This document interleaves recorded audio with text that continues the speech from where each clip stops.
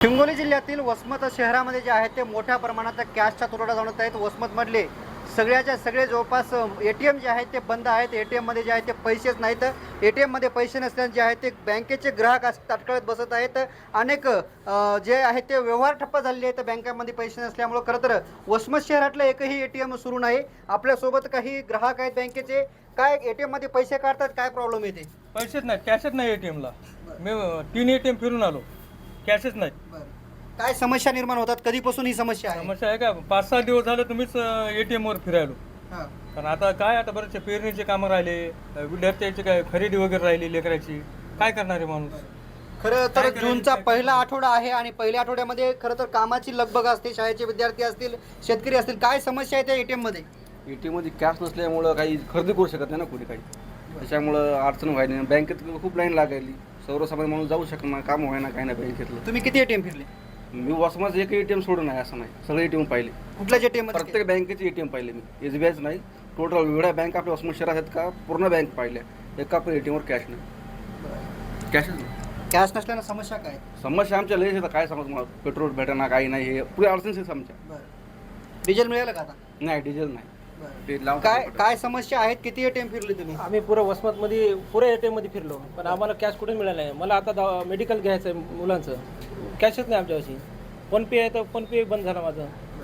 आणि बँकेमध्ये काय प्रॉब्लेम येते? बँकेमध्ये बी असंच, इकडे गेले की लाईनी लागा, इकडे जा तिकडे जा, ओढाओढीचं उत्तर देतात सगळे। तुम्ही किती ATM फिरले वसमत? मी पुरं ATMचे वसमतचे फिरलो, पुण्याच नाही, सोरापा गल्लीला बी नाही, कुठंच नाही। तुम्ही काय सांगाल? शेतीचे कामं सुरू आहेत, ATM मध्ये पैसे नाहीत, सगळ्या ATM मध्ये ठणठणाट आहे वसमतच्या, काय पहिली बरं? वसमतच्या ATM मध्ये मागील 8 दिवसापासून कुठल्याच पैसे नाहीत आणि खत बियाणं घ्या गेलं तर पैसा आला भेटणं। आणि दुसरी गोष्ट युरिया DAP हे तर अजिबात दुकानदार कुठली द्यायला तयार नाहीत। एक तर बँकेत रांगेल लागा आणि रांगेल लागून कॅश संपवून चालली द्यायची। नाही, मग आता पेरणीच्या तोंडावरती शेतकऱ्यांना कॅश मिळत नाही। एकीकडे डिझेलचा काही दिवसापूर्वी तुटवडा होता, डिझेल जाग्यावर आलं, मात्र आता कुठेतरी बँकांमध्ये पैसे मिळत नसल्याचा आरोप होतोय। हो, पण पॅकेज भेटलं नाही आणि पुरे ATM हिंडून मी पैसे भेटले नाहीत। काय आता ATM मध्ये पैसे नसल्याने समस्या काय? तुमची मागणी काय सरकारकडे? सरकारकडे मागणी काय, माणूस ATM कशाला असते की तात्काळ आपल्या वेळेला उपलब्ध झाले पाहिजे पैसे। पैसा असल्यामुळे म्हणजे वेळेवरच नसेल तर मग काय करायचे, बँके काय करायची आणि ATM काय करायचं? ATM बंद करून टाकू। बंद करून टाकू म्हणजे इशारा देता तुम्ही बँकेला? हो, बिलकुल बिलकुल। तुम्हाला सेवा देणं होत नाही तर कशाला आगाव ठेवता तुम्ही? काय करायचं आहे? सर्वसामान्य नागरिकाला तुमच्या सेवा देणं होत नसेल तर तुमची बँक काय कामाची आहे आमच्या? सरकार सगळ्या माणसाला पिळवणूक करत आहे, सगळीकडून पिळवणूक करत आहे सरकार। इकडे एकदा पैशाचा तुटवडा करत आहे आणि तिकडे खूप मोदी साहेब आपले दौरे करत आहे। आपल्याला म्हणतात की खर्च कमी करा, खर्च कमी करा। खर्च तुम्ही बी करा, जे आपला भारताचे पहिले ह्यात आहे त्यांनी बी खर्च कमी करा पाहिजे। आपण तर करायलाच खर्च कमी केला। आज मला ATM मध्ये पैसे मिळाले, कुठे मेडिकल घ्यायचं मुलांचं मला, आता मी काय करू सांगा?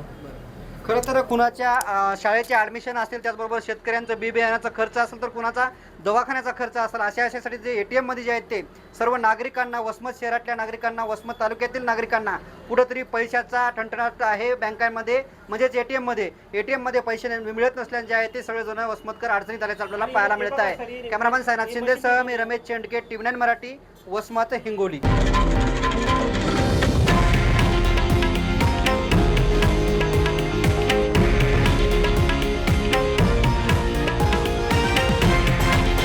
हे आहे देशातील नंबर 1 न्यूज नेटवर्क आणि आपण पाहत आहात TV9 मराठी, एकमेव।